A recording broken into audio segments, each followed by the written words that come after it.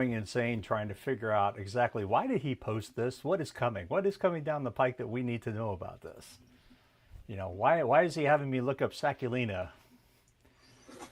Why is he having me look up this particular type of jellyfish? Why is he doing this? Well, why are we looking at deep sea creatures? Why are we looking at really like like geothermal vents and the things that grow around them? And why are we looking at how oil rigs fail? And oh my, I don't like this anymore. Post something happy. Give me a cat. it's all fun and games until it all blows up in your face. But that's the finale of the book. The finale of the book? Yeah. Fun and games is the middle. If you're going by the Blake Snyder beat sheet. That all sounds good. Yeah. Hey, Matt. Hey, Rowdy, Tom, Xander, James. Are you talking about how the NSA sees your search history? The NSA would not know what to do with mine. I think they just look at us, they look up our author pages and go, never mind, move on, move along.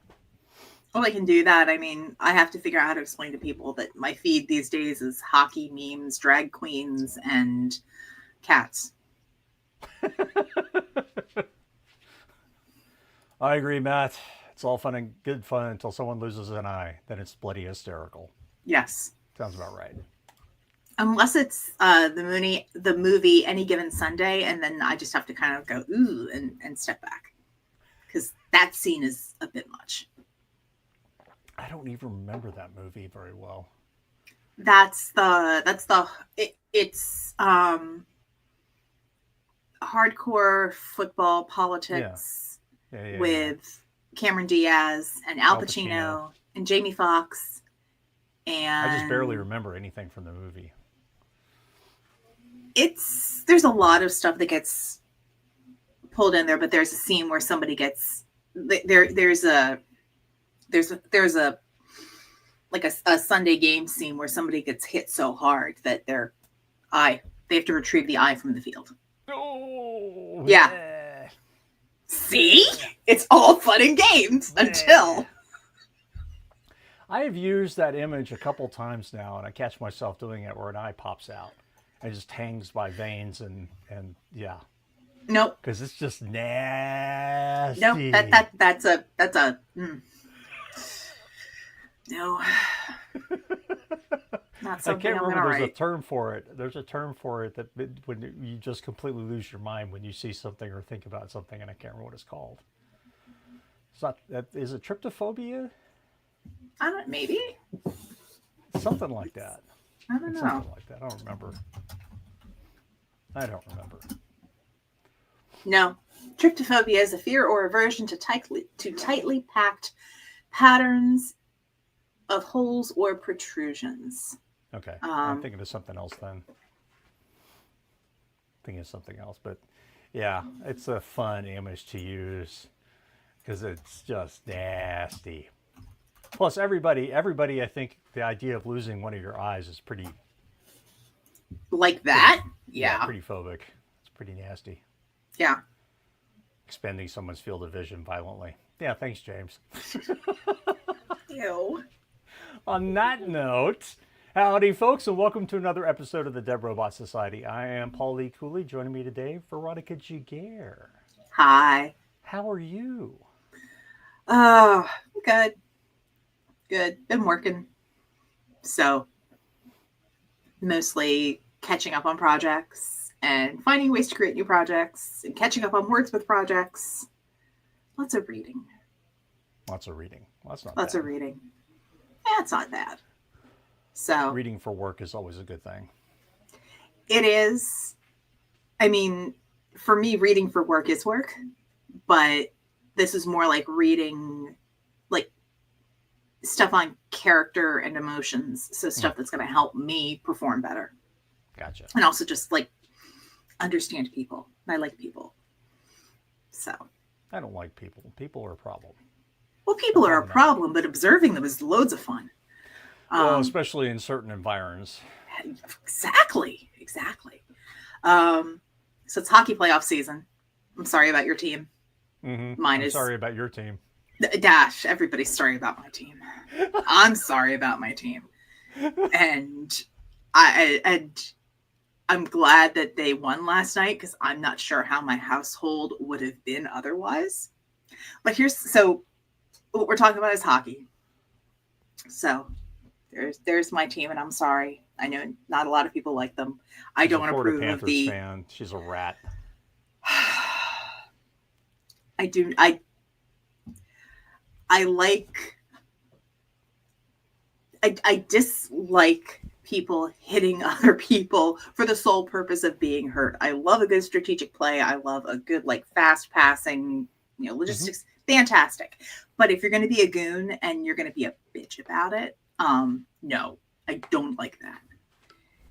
So anyway, but Brad Marchand.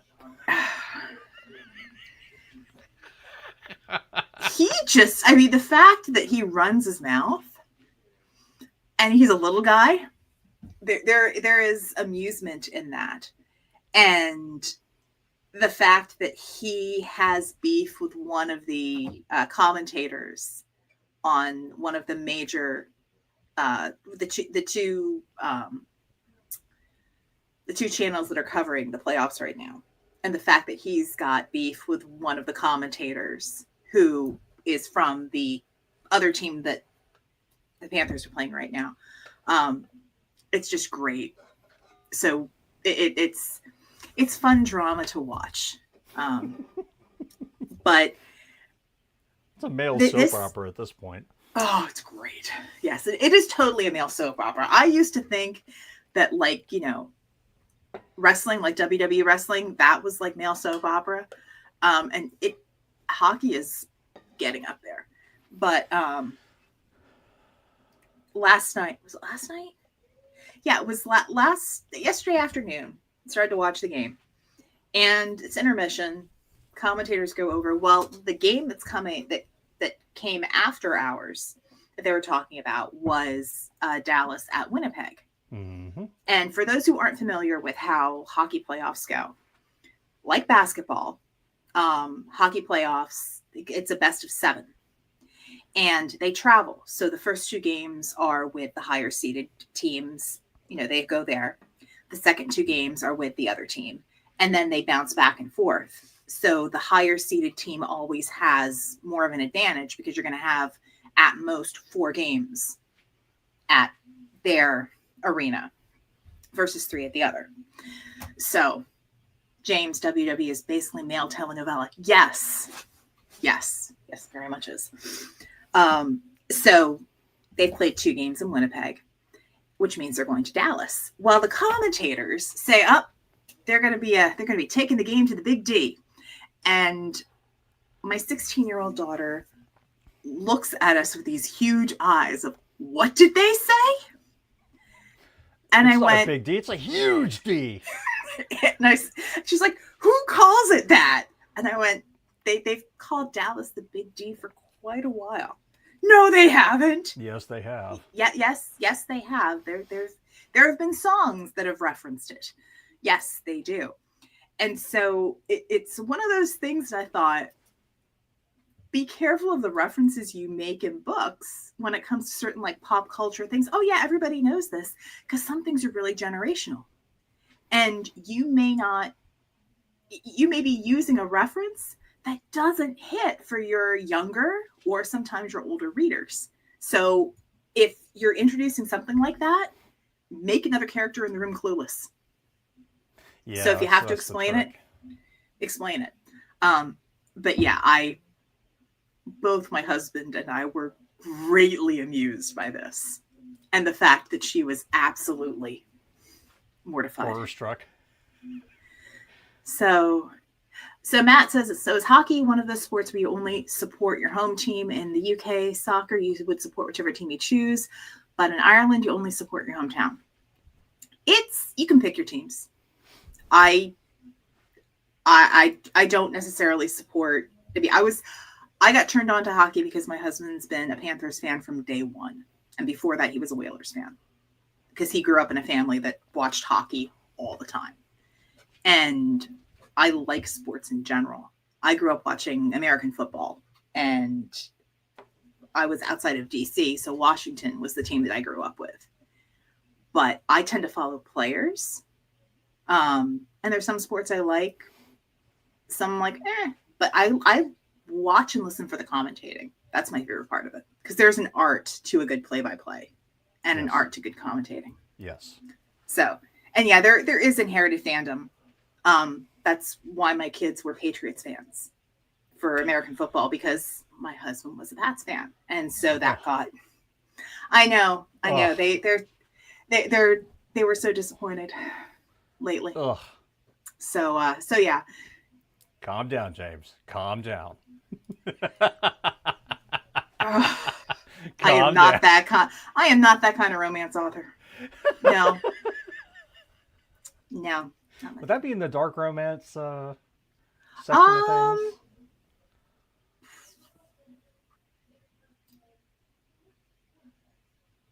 Not maybe, but usually dark romance refers to like bully romance, mafia romance, where there's like an extreme there's a subtext of violence or crime, and both. Fair enough. So I mean, if you had like a football mafia, sure. If you had like a bookie thing where people are fixing bets and all that, and they get sucked into that, and there's like a family dynasty, absolutely. But most sports romance doesn't hit dark. It kind of thrives on the happily ever after. Tom Geller says, "Don't judge me, Cowboys." I'll stop judging you after Jerry Jones is dead. Until that man goes away. I will say with the Cowboys, Tony Romo was a wonderful. He was one of the folks who transferred really well into commentating and play-by-play, because he's very good at that. Also RG3, but I have a whole other story with RG3 in Washington, and we don't need that. That's not what y'all are here for. We are not at a sports bar. So, Paul, how are you doing? Oh boy, it's been a week of carrying around the folks and chauffeuring them to doctor's appointments, dealing with some other stuff, and taking care of some other family matters that are just too depressing to talk about. But I have been recording. I haven't done a lick of writing, but I am recording, trying to get out from under this. I think we're at 335,000 words left for the year. That's less than last week, so that's less good. than last week, yeah. So trying to get caught up on that, and also trying to figure out how to change marketing plans and some other stuff, and figure out why Amazon's just not selling anymore. It may be time to go wide with the black. We'll see. I'm gonna grab But a Amazon Post-it. sales, Amazon page reads and sales have gone down the shitter with no explanation. Oh, I know the explanation. I can give you an explanation on that. You think it's the boycott? Yeah. Oh, yeah, because it's happened across genres. Because people unsubscribed from everything, and they were like, oh, yeah, we don't want to do Kindle Unlimited, not realizing that that's where a lot of indie authors get their money from, is the Kindle page reads. So trying to figure out exactly what I'm going to do there. It may just be time to let the first black book go wide and then see what happens. What boycott? There's this asshole named Jeff Bezos who sold out. A lot of people feel like he completely sold out on Washington Post and other stuff. And they decided that they're trying to get rid of Amazon from their lives. And in addition to that, there's also a big push for trying to get the indies into the indie bookstores. And there's a lot of folks who are now saying we will pay indie bookstore prices rather than deal with the Zon. So this has really affected, I think, Canada more than most, but in America, it has definitely affected me. Page reads have gone down substantially. So I think I'm making, if the trend continues right now, this month, I think I will make 1/3 of what I was making two and a half months ago, and 1/4 of what I was making 4.5 months ago. So that means that if I want to keep a roof over my head, I need to find another way to start making some money. It's very simple. I got to figure out where the readers are and how to go after them again. So there's that's got to get done, and of course I still have a shit ton of books in the backlog that I got to get out, and it's more important than ever that I get them out. And 3 of them are problematic for a reason. They don't have a fucking cover. So, yeah. So we got to go on that route. I got to get all that shit done. It's just got to happen. But I got to, that requires another person whose life is life. So I got to wait on that stuff. But I can get the audiobooks done ahead of time, get the podcast kicking again, and hopefully bring people in that way. So that's my plan for now. So I've been doing a lot of research and other stuff and some soul searching about what I'm going to do. I don't have an exact answer yet, but I'm working on it. Something like that. Anyway, so hockey season, yes, is going on, and I am still watching hockey, even though my team is out now. God damn it. Sorry. Yeah, fuck you, Dallas. Anyway, that's taking up some time, mainly because I can't record and my wife is screaming at the TV. Hockey finals are on. I mean, really? Yeah, I have writing nights 2 nights of the week, and trying to focus on the words. Noise canceling headphones with the soundscape turned up, because otherwise, and I'm getting it in 2 languages. Because if it's not a local game for me, they're watching the French feed. That would blow up my fucking brain. Yeah. So the only thing I can figure out is I need to lobby and work on my audiobooks more specifically. And especially since the first 3 black books are out in audiobook and they're wide. Mm-hmm. So that means if Evolution, I can probably make that wide in another month or 2. I don't know how long it takes Audible to scrape them once you decide not to go exclusive. I don't know how long it takes. So I'll have to look into that. But then the question is, when do I start letting the books go? Mm-hmm. So I gotta make that decision soon. So Matt says, have you thought of releasing a compilation on something like Humble Bundle? They do packs of books too. Don't know if the money's any good, but if you got the rights. I don't know. That's a thought. I'm not sure.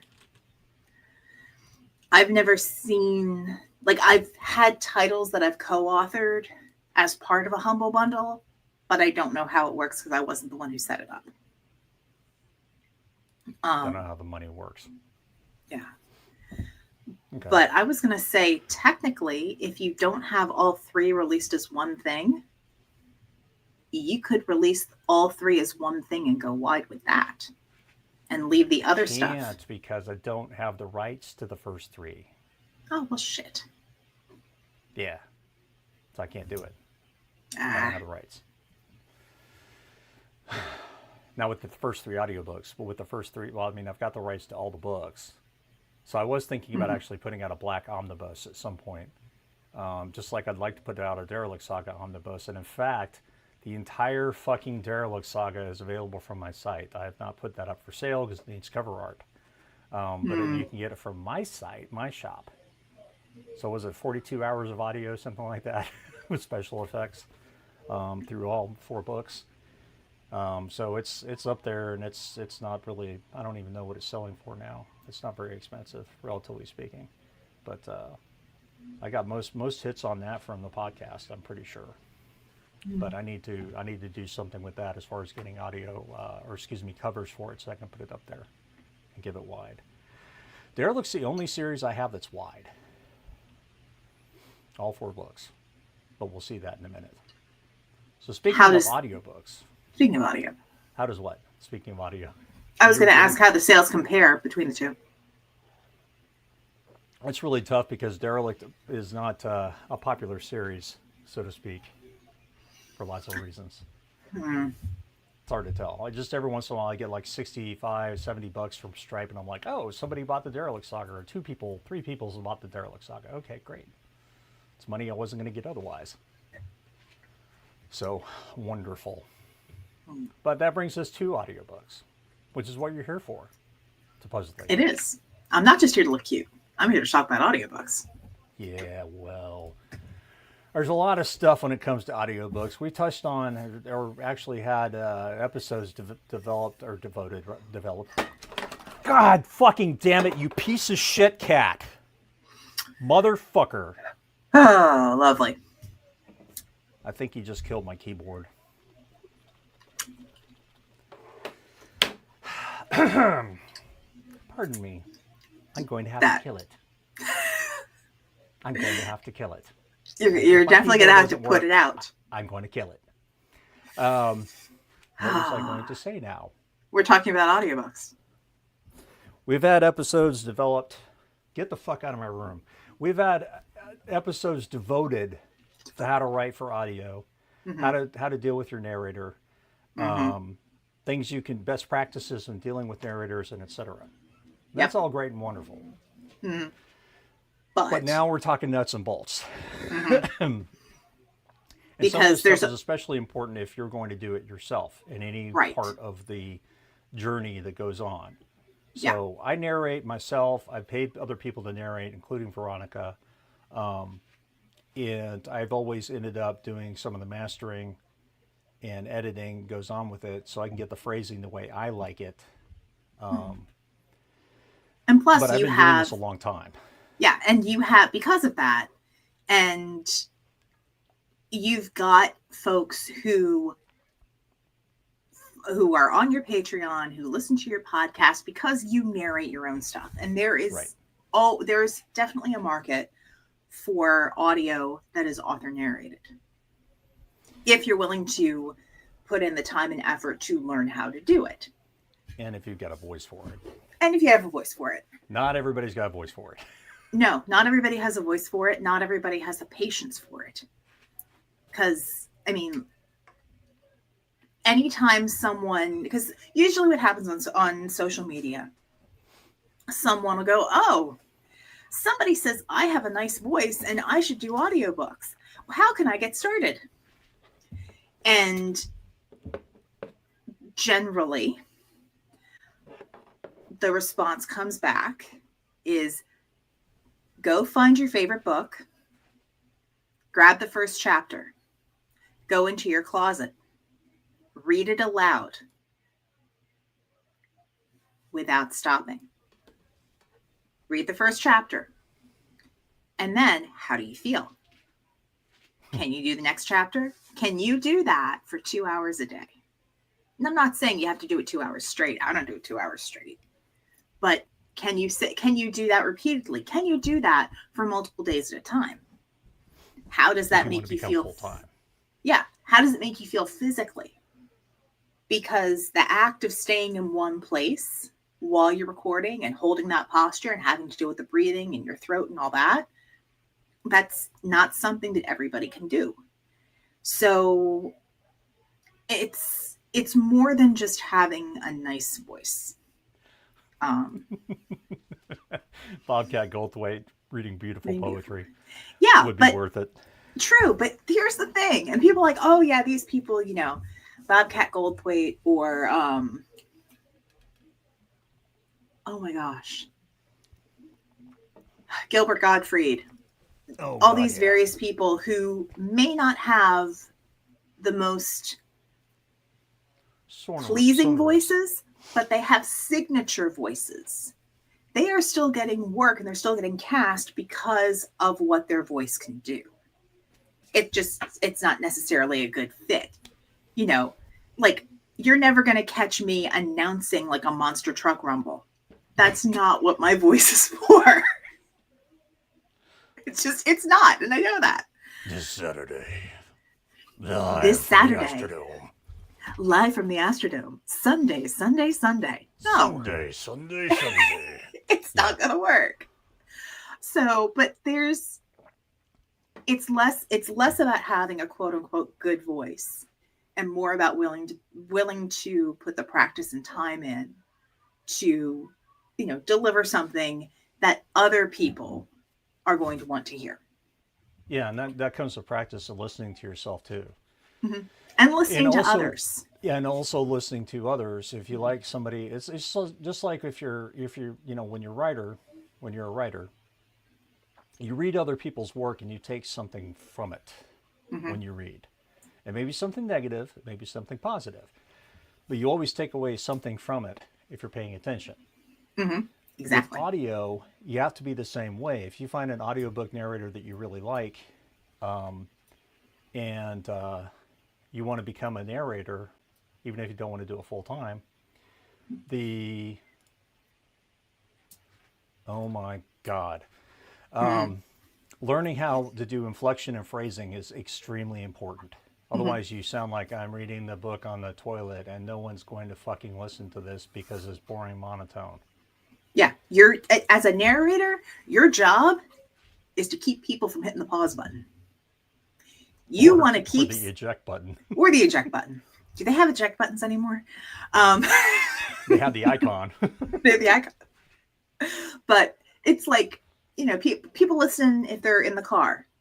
Your goal is to make that person sit in their garage to finish the chapter once they've pulled in at home, or to sit in the parking lot before they go into the grocery store so they can finish the chapter before they got to do their errands. It's that little thing. And it's not you specifically. It's how the story is being told. Mhm. People will say a good narrator disappears into the background. You, Right. you you don't pay attention to them. You pay attention to the story and the characters, and how compelling it is. And that's something that can be learned. I mean, I did not go to school to be an actor or a writer. I went to school to be an engineer and a teacher and like a researcher. But it means I'm willing to sit and learn and watch and listen and study people and figure out how to incorporate that for myself. So you all of these skills you can learn. But is your time better spent writing? And are you going to get joy out of it? Because if you're not going to have fun, it's not worth frustrating yourself. Yeah. I stopped having fun a long time ago. Um, it Learning how to do it is just one part of it, and it's also carrying through on it, and learning how to read yourself, and learning how to do you make a decision between doing a straight read versus acting out characters with their voices, making them different and everything else. Those are decisions you kind of have to make, what you're comfortable with, and what you're good at, where your skills are. But that's if you want to do it yourself Mm-hmm. instead of hiring somebody like Veronica to do that for you. Mm-hmm. But no matter who does it, you have to worry about mastering. Yep. You have to do Proofing. the audio editing where you cut out the bleeps and blurps and blah blah blahs and Mm-hmm. everything else. That reminds me, I should have another visual aid ready here. Yeah. Um, And like I said, proofing, because yeah, somebody proofing. needs to listen to it to make sure that you're saying the words that are on the page and you're not messing things up. Um, Lord knows I do that tons of times, so often. Pronunciations. Just Yeah, I'm because one you of wrote those. down the word doesn't mean you know how to pronounce it if you didn't make it up in the first place. Did I edit this one? Yeah, no, So, not yet. Okay. All right, this is good. This will all work. right. So, James says having fun is a tricky one. You have to go through a ton of horror and training before it becomes fun. Like playing guitar, piano, there's a lot of suck before you truly enjoy it. Yeah, I absolutely.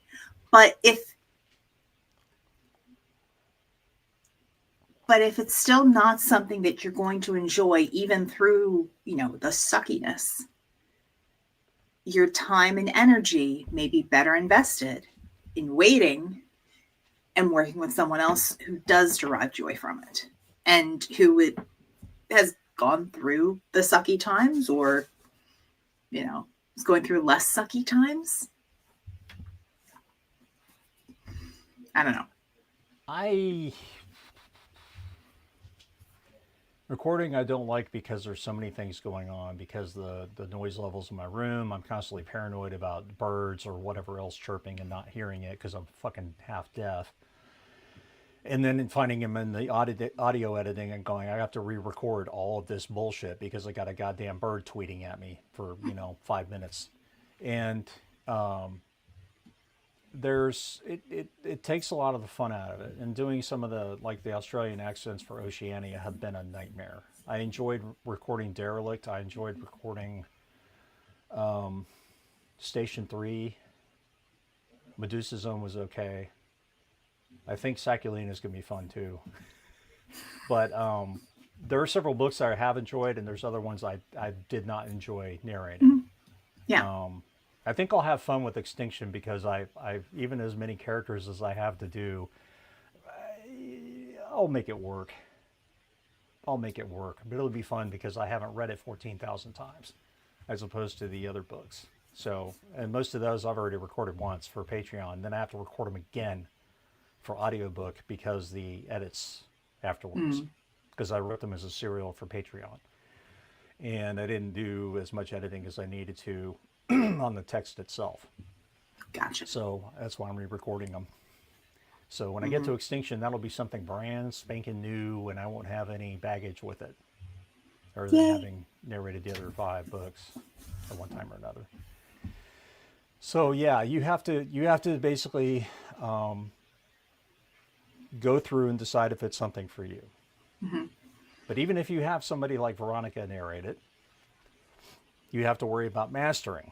You have to worry about editing. Mm-hmm. And editing. Mm. editing And granted, looks, if you're going to take it on. So Bea edits when she will go do a punch and roll, which means she edits as she goes. Yeah. I have to record the whole goddamn thing at once because I don't know how long I'm going to have to actually do any voice before I have noise problems. So I try and do it all at once. And then when I'm done, the file looks something like this. And if you see these peaks here, can you hear that? No. Okay, I can. All right, so those are breaks where I know that I fucked up. Mm-hmm. And I had to say the words again. So I leave myself little markers in order to edit it. And so when I go back to do this, I'll be splicing some of these pieces together. And I don't think any of this one's edited, no. So as you can see, there are quite a few peaks. Yeah. And that's that. I mean, recording like that is not uncommon. A lot of DAWs, so digital audio workstation, DAW, have a capacity for punch and roll. If you're not going to do that, that's okay. You just have more time to do. You're going to have to put in time on the backside to edit. Yes, Xander saying, dog clickers, claps, they work great as peaks. I would do that. I'd snap when I used to do it. That's what I do. I snap. Yeah, when I started early on, I was recording into a Zoom, so an XOM essentially it was a hard drive, and I had my microphone. It was hooked into that, so I wasn't using the actual microphone on the piece. It was just serving as the hard drive, and I would snap and do that. And someone recently actually gave me a clicker, so I have a clicker. But you can almost hear me holding the plastic. That's the problem because I will fidget with it. Yeah. And then you hear the plastic, and it's like it's not worth it. I will just snap. Mm-hmm. I will just snap because otherwise I'll fidget. James says, I feel that markers like God damn it, mother would be my marker. Well, funny you should mention that because that's the stuff that gets taken out with my punch and roll. Because it's not that it's negative self-talk, but it's frustrated self-talk when I mess up a lot. So JR says, how do you make the audio peak? Snap, clap. Yeah, click. Snap, clap, a clicker, something like that. Anything that gives you a big thing. I think I also, if you just like pull air through your teeth to make like a squeak, something that'll, you just want to see that really big waveform. But it depends on where, I guess it's where you're going to invest the time. If you're going to Right. invest the time in the length you're going to be recording or the length of time you're going to be sitting there editing. Either one is okay. So there's that. There's proofing. And that's listening back. What's kind of passed around in narrator spheres is you shouldn't proof your own work.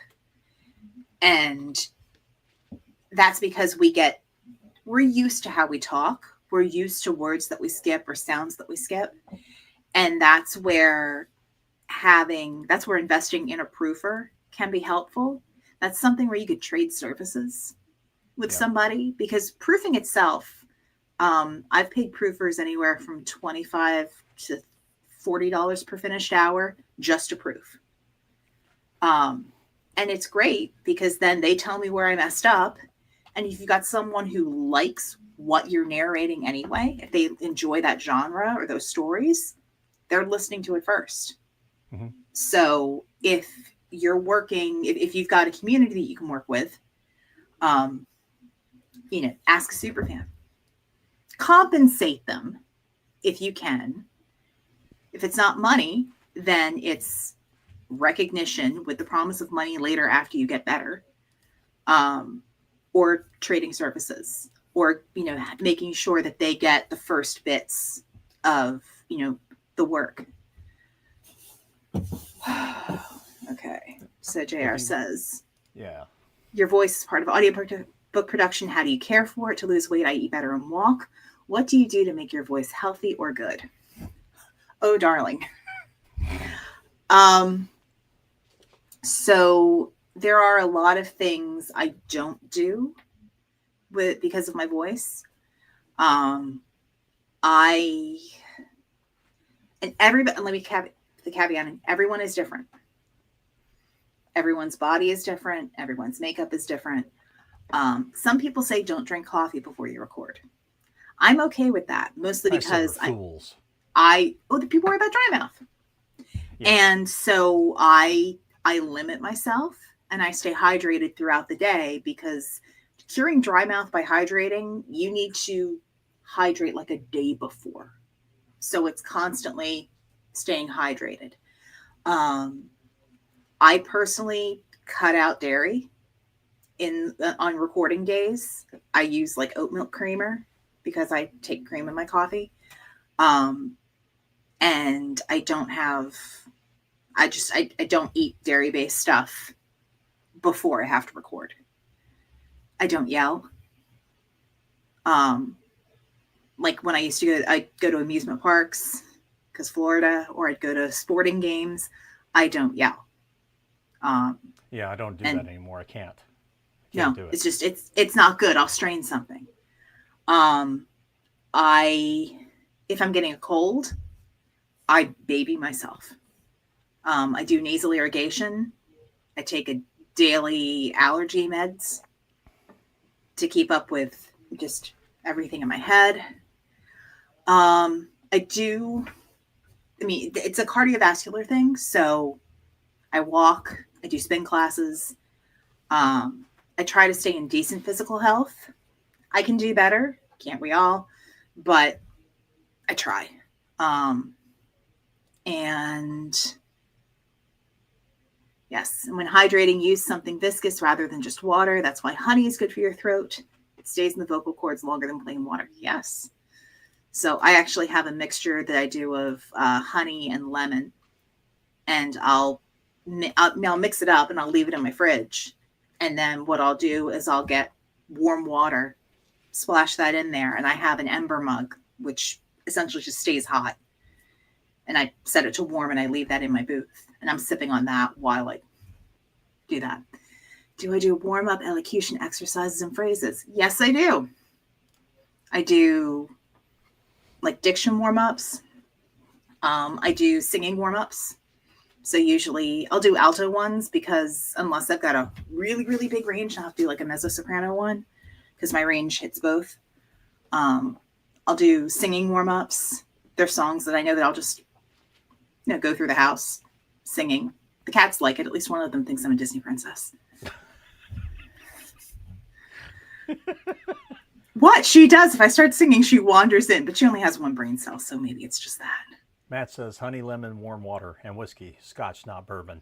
You know, that's just you being, Welsh. yeah, Welsh. We'll leave it at that. No. I mean, there is something to be said for whiskey and Scotch. I would, my upbringing will say, how dare you besmirch bourbon?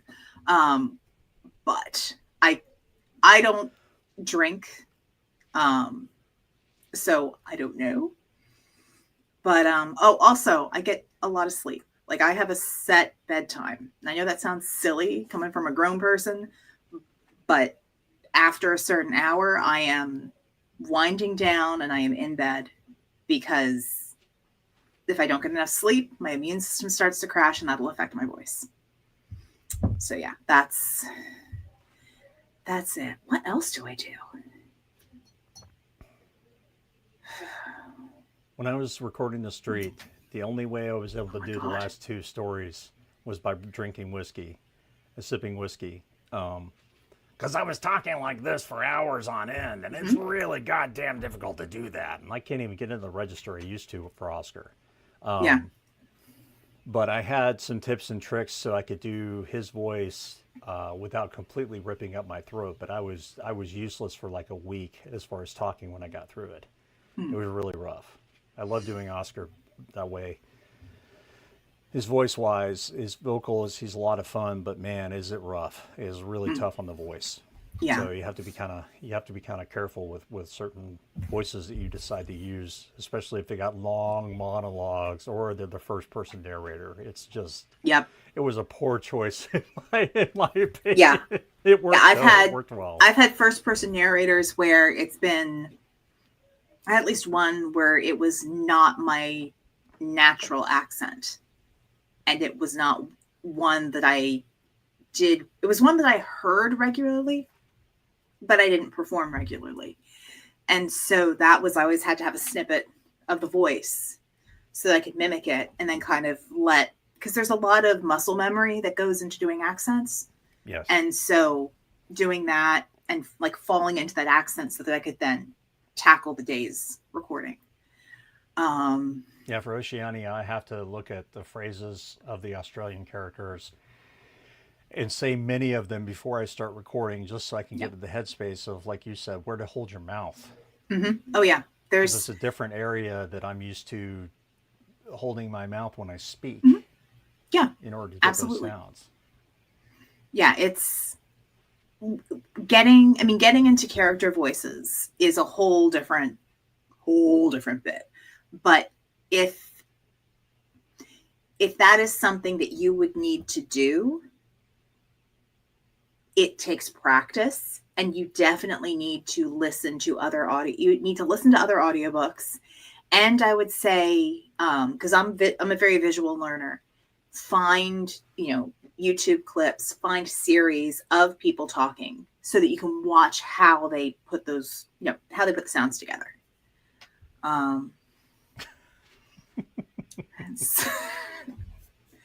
Yeah. So there's that. And I mean, that this is all like the physical with your own instrument, but what else do you need? You need a microphone. And a microphone would be a good thing. Yeah, that thing. So, I mean, this is getting into like the nerdy space. Not every microphone is best suited for every voice. You don't necessarily need $1,000 shotgun mic. Oh, God, no. But you should, if it's something that you're going to do, you want to invest in a decent microphone. And if you're able to go someplace where you can try them out, do that. I was super lucky that where my voice sits, I can get away with a relatively inexpensive microphone. Right. Which is great. Because your room is incredibly done. You've got a pro well, recording studio. Yes, I have a treated studio that I made sure the noise floor was of a professional space, because I work with like bigger publishers, and that is a requirement. because they don't want to have to do a lot of filtering and mastering. It's very much, recording is very much garbage in, garbage out.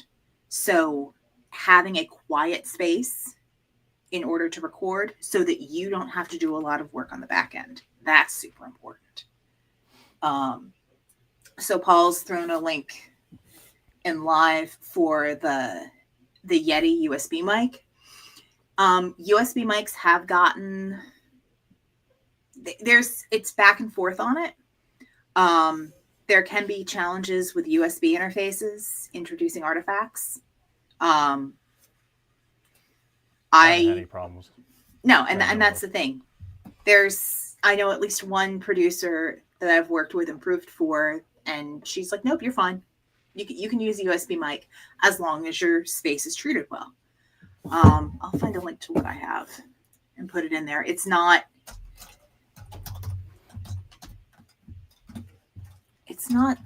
super expensive.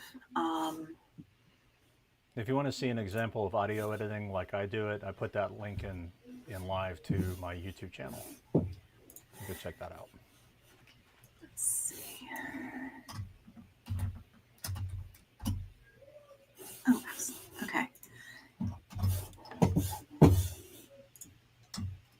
All right, so that link's in there. I have a Rode NT1 condenser microphone, which it's price-wise, it's on the low end for microphones.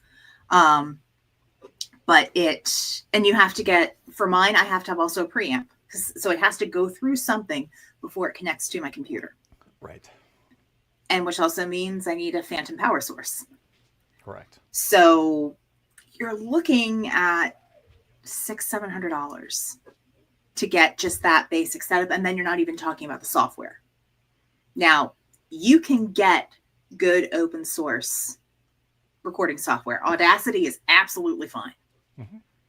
And there are loads of tutorials out there for it. And I know working audiobook narrators who use Audacity.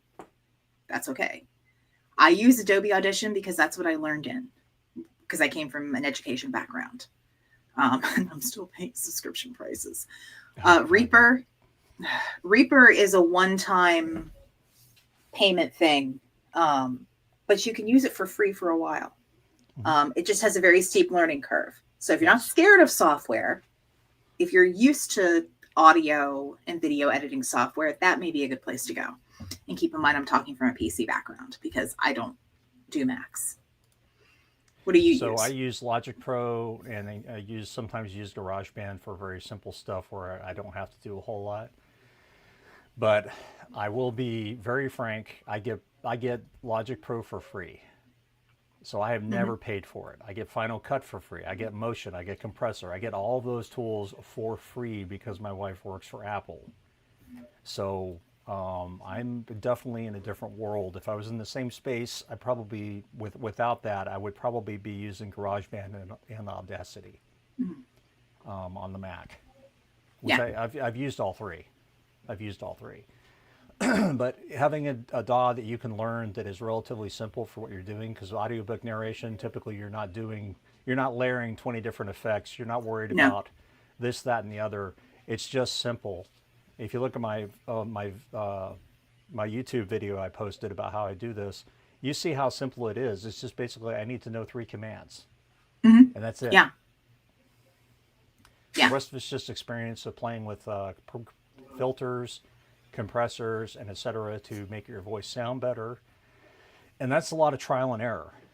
You have to find what works for your voice, how close you get to the microphone, what your room looks like or sounds like, what kind of floors you need, and everything else. And you may just have it to the point where you have to get somebody maybe to help you figure it out, or you may have to quiet your room a little bit more. Yeah. And there are people that you can reach out to and, consult with for an hour to help you with your levels or to help you with presets for mastering. Okay. JR. It's not DOD, it's DAW. DAW, Digital Audio Workstation, or a DAW. That would be Logic Pro, that would be Audacity, that would be Reaper, that would be Audition, that would be, I think DaVinci even does some of that now, I think. I think so, yeah. So there's a load of programs that you can use to do this kind of stuff, and then there's also some other things you can use to do post-processing or whatever else you need to do in order to kick it out into what format you need, which is typically MP3 by the time you get to the end of it. Yes.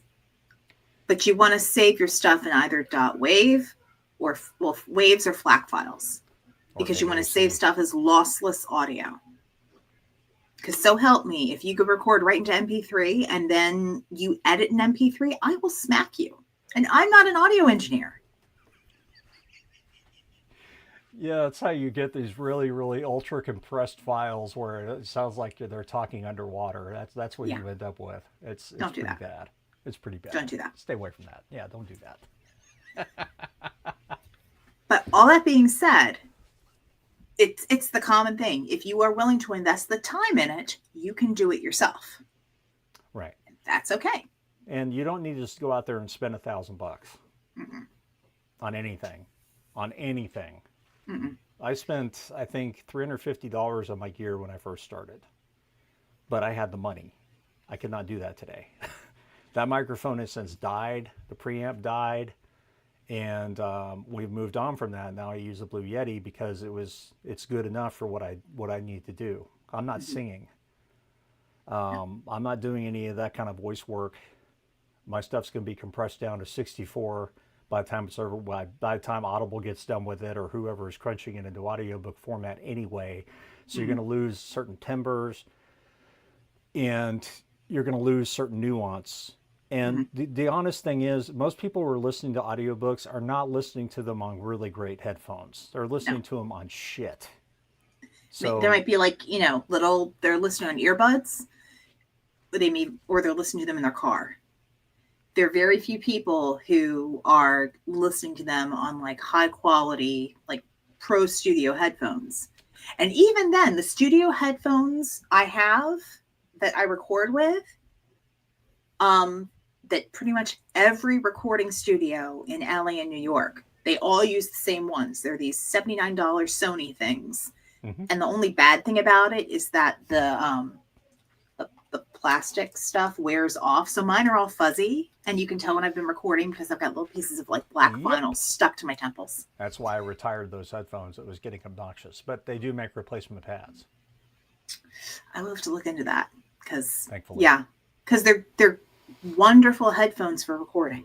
They truly are, because you're able to just hear what's there. They're not noise canceling, but it blocks everything else, if that makes sense. They're good studio. They're good studio headphones. Yeah. So the gear, basically, you can spend $75 to $150 on a good microphone. It just depends on what your setup is. Just know that the cheaper you go, the likelihood is the more problems you're going to have. Yes. Unless you go look at the reviews and see what people are using it for. If all you're using it for is gaming, you don't need a whole lot. If you're actually doing stuff that's going to be kicked out onto a YouTube where the sound is actually not shit, you have to be a little bit more careful about what you do. Mm-hmm. But I know people who have made it work with a lot less money on the gear. Yeah. And that's totally fine. You do not have to have the most expensive stuff to make it good. No. Yeah, always record it and create at the highest possible resolution for all digital work. Amen. Yes. Couldn't say it better myself. And back your shit up. And back all your shit up. Oh my God. Yeah.